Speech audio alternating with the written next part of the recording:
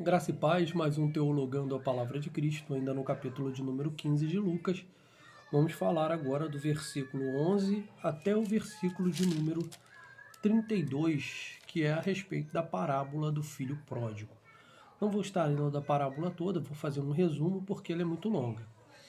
Então, um dos filhos de um certo senhor, ele pegou, que eram dois filhos, o mais novo e o mais velho. Ele pede, então, o mais novo, pede a parte dele da herança, e o pai dele concede, então, a parte dele da herança. Ele reúne toda a parte dele e vai embora e gasta ou dissipa tudo lá aonde ele foi. Então, chegando uma grande fome naquela cidade, ele já não tendo mais como se manter, ele procura, então, um lugar onde ele possa se alimentar. E aí ele vê, então, alguns criadores de porcos. E ali, então, ele chega àqueles criadores de porcos. Pelo menos se sobrasse alguma coisa daquilo que os porcos recebiam para comer, ele pudesse se alimentar ali daquela quantidade. E aí, de repente, ele cai em si e fala: poxa, os empregados do meu pai têm o que comer e têm com o que se vestir. Eu estou aqui, desse jeito, dessa forma, dessa maneira. Vou voltar para casa. Vou pedir perdão ao meu pai, porque eu pequei contra ele, pequei contra o céu. E quero trabalhar. Vou dizer para ele que eu quero trabalhar para ele como um empregado. E assim ele faz, ele retorna. O pai dele já está à porta da casa e vê então seu filho se aproximando e ele sai correndo, reconhecendo que é o seu filho. Dá um abraço nele e manda que os servos venham, troca-lhes as vestes e coloca um anel no dedo dele.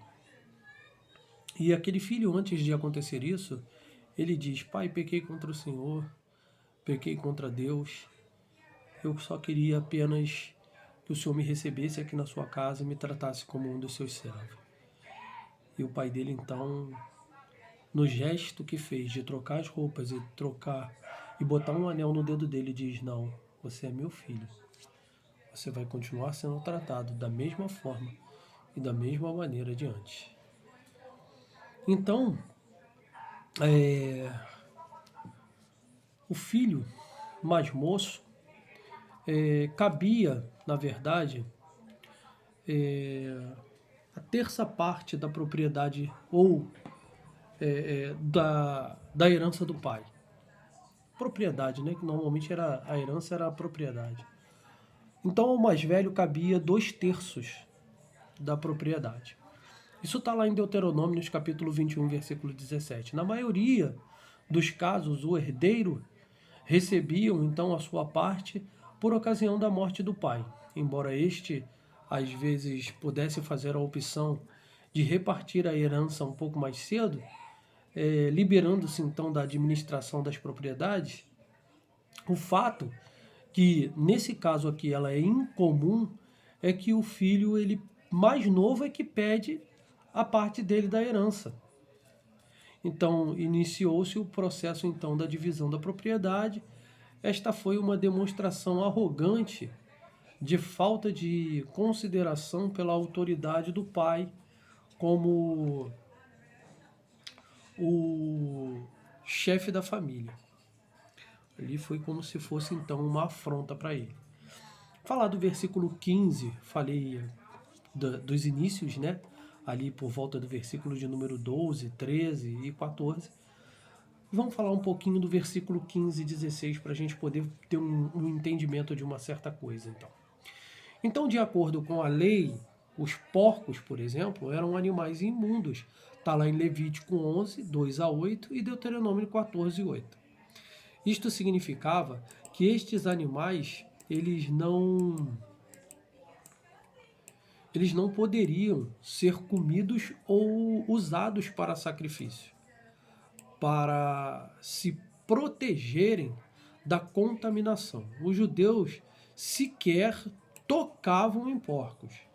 Então, quer dizer, se rebaixar-se a uma condição de ter aqui alimentar esses animais era uma grande humilhação para um judeu. Só quero que vocês tenham esse entendimento.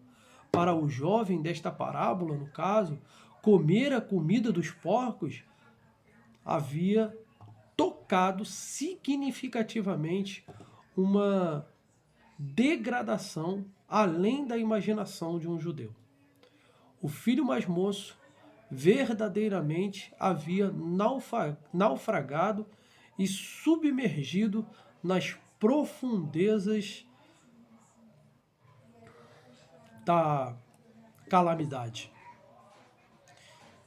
O filho mais moço, como muitos que são rebeldes, imaturos, quis ficar livre para viver como bem lhe parecesse. E teve de chegar ao pior situação possível antes de recobrar o juízo.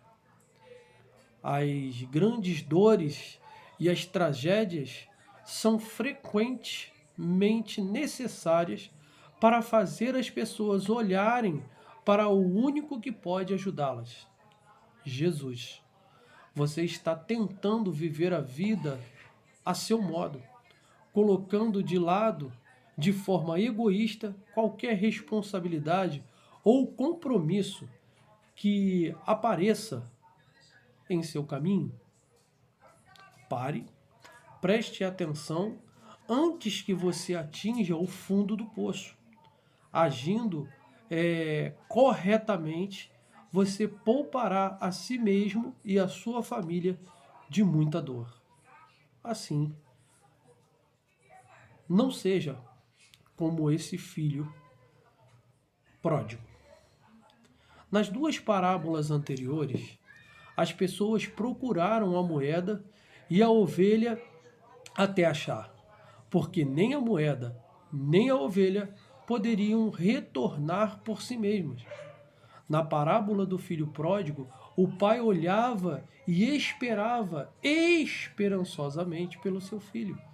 Estava lidando com um ser humano com vontade própria, mas estava pronto para saudar seu filho, caso retornasse. Da mesma maneira, o amor de Deus é constante e paciente, e esperançoso. Dá-nos sempre as boas-vindas. Deus procura por nós e nos dá oportunidades de responder, porém, não nos força a buscá-lo, como o Pai nessa história. Deus espera pacientemente que recebamos o nosso juízo. Talvez a ovelha estivesse perdida por ter vagado de modo tolo para muito longe. Capítulo 15, versículo 4. A moeda, sendo um objeto inanimado, não tinha culpa por estar perdida. Capítulo 15, versículo 8. Porém, o filho pródigo partiu movido por seu egoísmo. Capítulo 15, versículo 12. Porém, o filho pródigo,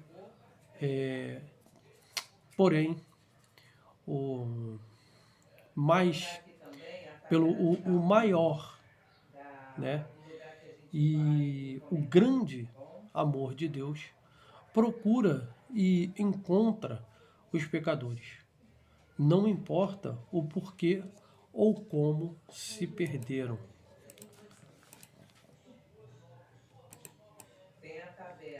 O mais importante é nós sabermos que Deus, ele vai em busca daquela ovelha que estava perdida, aquele menino que estava ali longe da casa do pai.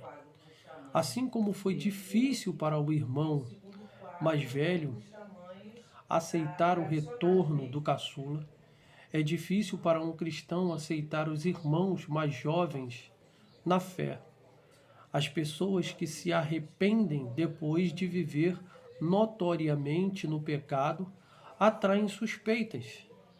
Há igrejas que se demonstram pouco dispostas a admiti-las como membros.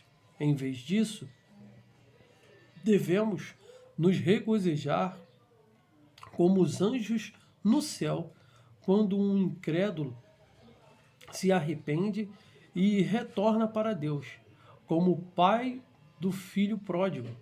Aceite sinceramente os pecadores arrependidos e dê a eles o apoio e o encorajamento que precisam para crescer em Cristo Jesus.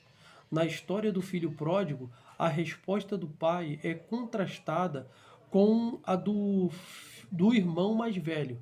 O pai perdoou porque estava cheio de amor. O irmão mais velho se recusa a perdoar porque estava amargurado com toda aquela injustiça em relação ao amor do pai.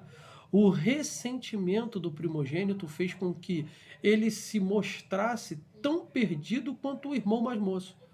Não deixe que algo o impeça de perdoar aos outros.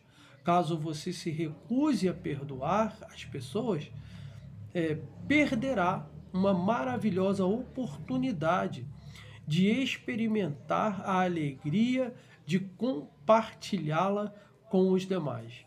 Faça com que a sua alegria cresça, perdoe alguém que te magoou.